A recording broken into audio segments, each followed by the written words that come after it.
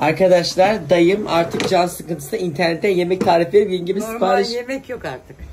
Kabak graten, Patates graten. De ki Bayburt'ta anan hep graten yapıyor. Tabii oradan görmüş ya. Şimdi kendisi devamlı onları talep ediyor, onları yapıyor. Dayım odada oturuyor. Canı sıkılıyor, yemek tarifi bulup yengeme sipariş Bana veriyor. diyor ki ya karnıyarık yapıyorsun, ya dolma yapıyorsun, ya taze Fasulye fasulye yapıyorsun, ya kuru fasulye.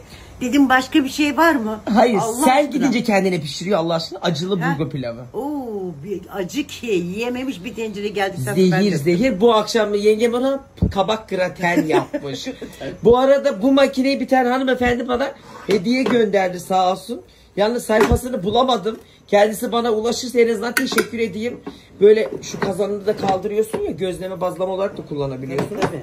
Çok güzelmiş. Ama Teşekkür çok ederiz güzelmiş, efendim. gerçekten.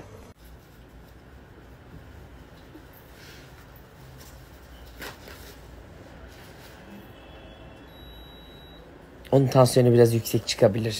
Az önce 5 kilo biftek yedi de kendisi. Kalp, hiç kolesterol demeden canım yengem, can boğazdan gelir. Boş ver.